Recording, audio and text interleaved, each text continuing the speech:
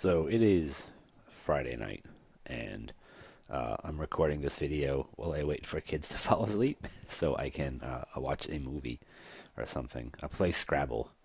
What do the kids do these days? Is that Scrabble and chill? Or is it needlepoint and chill? I forget. Anyway, I wanted to talk briefly about parallelism with table variables because there is a quirk, and it is a quirk that a lot of people do not consider. Now, in other blog posts, I've already talked about how modifying a table variable in SQL Server is forced to run serially, unless you use some magic tricks. But that's still true, and I'm not here to to add anything on top of that. But what I do want to show is how parallelism when reading from a table variable can change depending on how you query it. And that sounds complicated. I promise you it's not all that bad. So what I'm going to start out with here is declaring a table variable called @out, and you'll understand why I called it @out in a minute.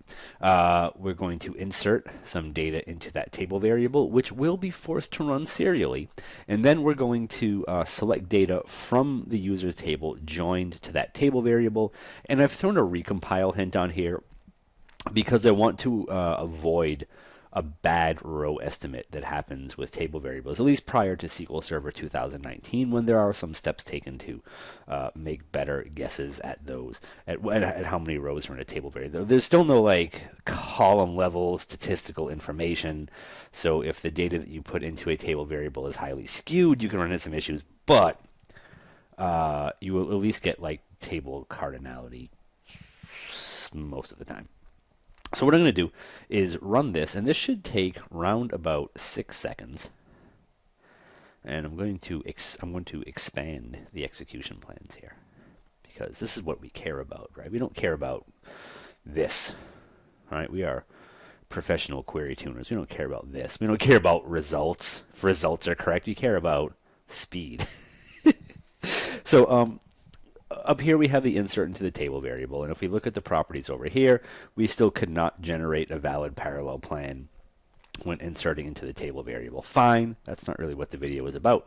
What I want to show you is that in the select plan, this is the select from the table variable, and this is gone parallel, right? We can tell that it has gone parallel because we have our little racing stripes operator here, and we also have a parallel exchange over here that is a repartition streams, which means we had parallel streams here, and we repartitioned them here.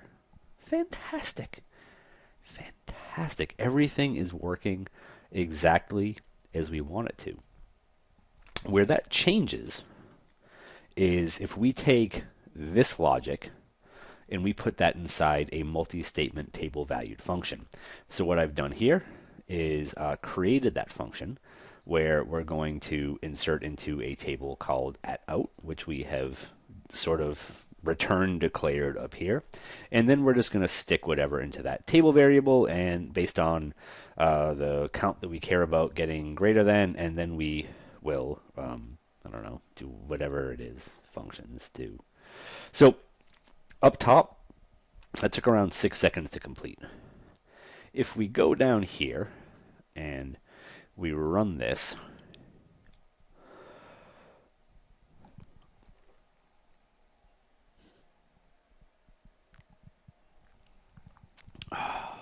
well, that also took about 6 seconds, and that's not bad. We're not seeing a real performance degradation here, but I need to show you a couple things. One is that we have a query plan, which is a wonderful thing to have when you run a query. But in this plan is mostly parallel. We have parallelism all here. We have parallelism here, of course, and we have a parallelism operator here. But now we have a different parallelism operator. We have parallelism distribute streams. Distribute streams is what happens when you go from a serial portion of the execution plan into a parallel portion. And the serial portion here is the table scan from the table variable inside of that function. So this is the function that with the table variable returned. This is a hard limitation in SQL Server. What this means is that you cannot read in parallel from a table variable when it's inside of a multi-statement table valued function. You can read in parallel from a table variable when it's not, assuming that SQL Server finds an execution plan that it thinks is top-notch for getting data out of that table variable. Another thing that I want to point out here is, so in, I believe it was SQL Server 2016, added some execution plan elements for looking at scalar UDF time in a query plan. That doesn't exist for multi-statement table valued functions. We can tell because this ran for 6 seconds. If we look down the bottom, there is 1, 2, 3, 4, 5, 6 seconds. And if we look at the query plan itself, this is reporting that it ran for 0.224 seconds. Now, this is totally true of the execution plan that we can see. The part of the execution plan that we can't see from the actual plan is where the table variable gets populated. If I go and I right click here and I look at properties and I go to query time stats, we can see a fairly accurate description of the CPU and elapsed time taken up by the query in total. But we have no idea where SQL Server spent, I don't know, the other 6 seconds that aren't recorded in this part of the query plan. Unless, how much would you pay for an estimated plan that shows you a fairly good chunk of work going into populating that table variable? And lo and behold, if we go over here and we look at the insert into the table variable, we will still have we could not generate a valid parallel plan there either. So that's sad, I guess. So there's a few things going on in here. One, when you have a regular table variable like we had up here, SQL Server is able to engage parallelism when you read from the table variable. But as soon as you stick that table variable inside of a multi-statement table valued function, SQL Server is no longer able to engage parallelism as it reads from that table variable. The rest of the plan can go parallel, but not the reading of the table variable. This might not be a big deal because quite often when people use table variables, they're to stage a small number of rows. I think at this point, many people have heard the horror stories about table variables in performance and have said to themselves quietly, well, I'll only use table variables if I know that I'm only going to get like 100 rows or 1,000 rows or some small number of rows where reading them in parallel probably wouldn't be the biggest deal in the world.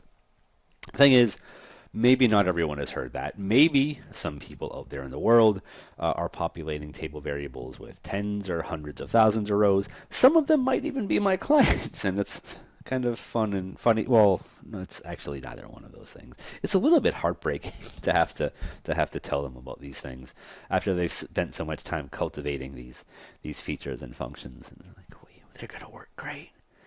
I'm like, "No, they're not. We can actively see them not working great." It's fun. But, jobs can't always be glamorous. Sometimes they have to be awful because if they weren't, then no one would pay you to do them. Can think of a few exceptions. Anyway, like Rap Mogul. I think I would make a great Rap Mogul, but no one's willing to pay me to do that. I don't know. Maybe I just don't have the voice for it. Who knows?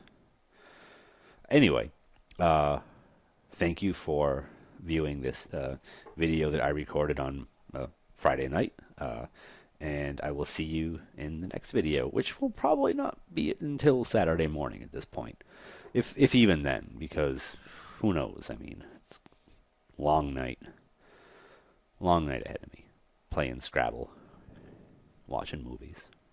Anyway, thank you.